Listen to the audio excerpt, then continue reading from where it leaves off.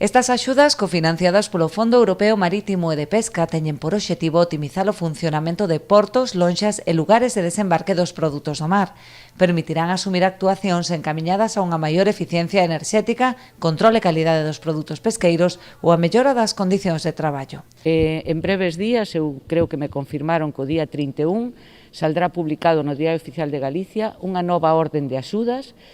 por 7,4 millóns de euros, axudas ás que se podrán acoller todas as cofradías. Eu espero que tamén a cofradía de Aguiño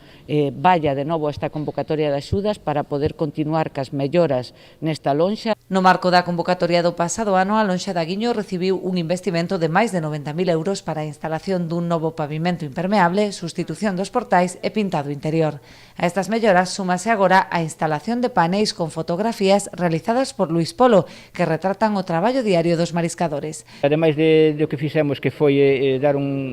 aceitamento que é a reforma que é a lonxa interiormente, con fondos europeos, gracias á nosa consellería, e a conselleira, por suposto, e ademais deso, pois, para acabar un pouco de rematar o que é o chan e máis o que é as paredes, pois demos un pouquiño de color e de vida,